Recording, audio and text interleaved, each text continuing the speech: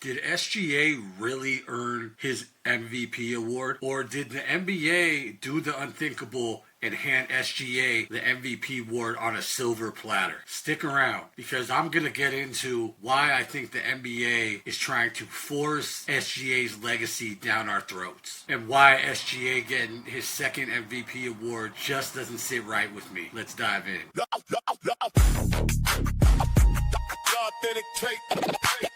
The real, no fake. ThaAuthenticTake.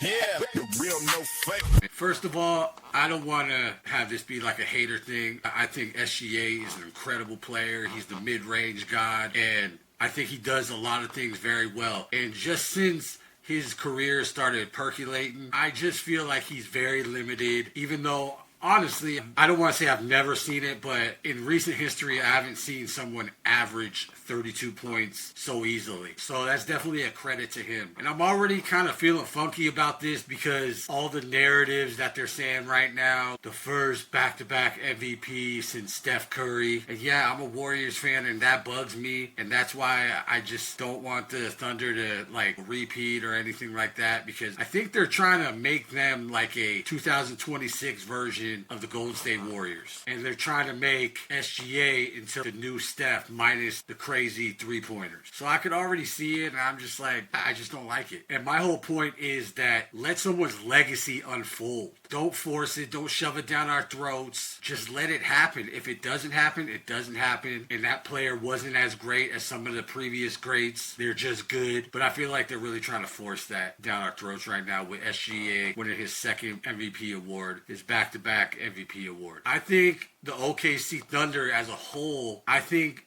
they really carried SGA to winning this second MVP award. Not even his individual stats. Even though he had good stats, I just don't think he had MVP worthy stats. And honestly, if you're like saying, well, who would you pick then? I would have went with Wemby, because I look at it like if you took SGA off of the Thunder's team, they would still survive. But when you take Wemby out of the lineup, Spurs are not as effective. They're good, but they're just not as scary. And to me, I think that's what besides the stats and what the MVP award is about, I feel like it's like how much does that particular person affect your team? If you can live without them, then I don't think they're really doing MVP type things or meet the criteria. I think stuff that led to him getting this award, the team's record. They're 64-18 in the regular season, which is incredible. And basically when they achieved this record, the media started saying SGA is the best player on the best team. And that's where I have the problem. The MVP is supposed to be the best player on a specific team, not the best player on the best team or the deepest team. As we know that the Thunder is probably the deepest team in the league right now. OKC is not some weak team dragging into the playoffs and their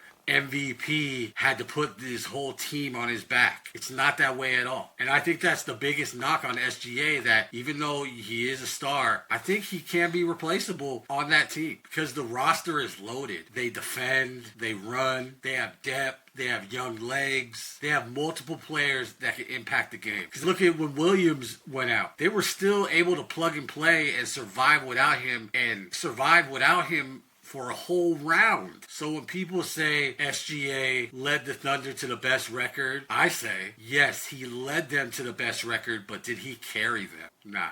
And to me, that's where the big difference lies. And honestly, you could say Jokic had a better case for MVP than SGA. People act like voting against SGA is disrespecting him or something. No, it's not. This is about the standard that we are setting in the NBA. Give someone an award because it sounds good. Jokic was putting up monster numbers, controlling the game as a scorer, rebounder, and scorer, and offensive system by himself. So why are we acting like Jokic's stats and effectiveness doesn't matter? That's voter fatigue. Jokic already won multiple MVPs, so the bar for him comes to be, quite frankly, impossible. But if another player has a great season with a better record, all of a sudden that's where the conversation starts. And quite frankly, it shifts. That's not consistent. That's a narrative thing. And that's the problem I have. And I think that is the difference when the youth that loves basketball goes, yeah, you're just an old head. No, I grew up and there was a standard delivered on the product that I watched in the NBA. My thing is, I really think that SGA got gifted this MVP award because the media narrative made it look good. And that's what they wanted. Because frankly, if you look at the narrative of this whole last year, is the NBA is trying to find its new face because obviously LeBron is on his way out and Steph Curry is on his down years. And quite frankly, SGA is marketable. He's someone that they can control. He's cool. He's stylish, except for that training bra he was wearing. I don't care if it's some new thing or whatever. In my eyes, that's always going to be suspect. But anyway, he plays smooth. He's on a young, exciting team, and OKC looks like the future, so why not get ahead of the curve and make this guy's legacy just really pop out and give him a second straight award? So when you combine that with the team is winning right now, the media machine is of course going to get behind him and try to twist the narrative or manipulate voting. And once the media gets behind the story, it's quite frankly impossible to stop. Every highlight becomes an MVP moment. Every fourth quarter shot is a clutch moment, the clutch moment of the year. Every Thunder win is a case why SGA should be the MVP. SGA was also voted the clutch player of the year, getting 96 out of 100 votes, which shows you how much the media bought into SGA being clutch in that narrative. Again, that does not mean that he wasn't clutch. He was. But when the media starts stacking award narratives on top of each other, it starts feeling like the decision was already pre-made and already made up from the start. And what I think is basically why he won the award, because the best story won. He's a young superstar. He's on the best team. He's the back-to-back MVP. The Thunder dynasty conversation. He's an international star being from Canada. Clean image and clutch moments. That is the perfect MVP storyline. But the MVP award should not be the storyline award. It should be about value. Who changes the game the most? Who's the hardest to replace? Who makes their teammates better at the highest level? And quite frankly, game one of the Western Conference Finals, he was absent. And who carries the biggest responsibility every night? And that is SGA. But still. But when you ask these questions, I don't think SGA separates from the field as far as the runner-up. Actually, I think it's opposite. The voters made it look like a landslide when it was actually, in reality, way closer. According to the voter results, SGA had 83 first-place votes. Jokic only had 10. And Wemby only received 5.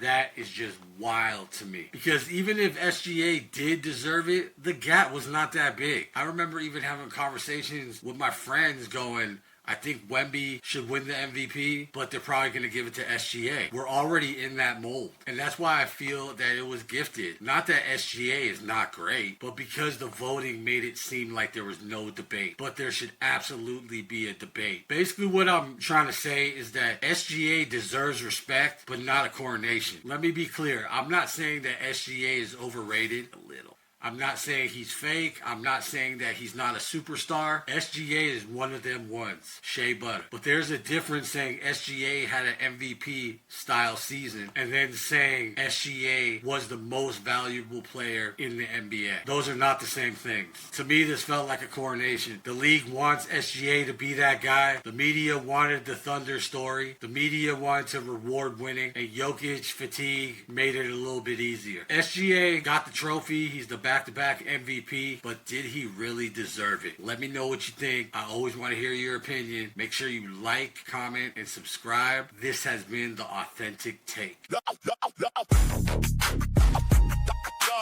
take. The real, no fake. The authentic take. Yeah, the real, no fake.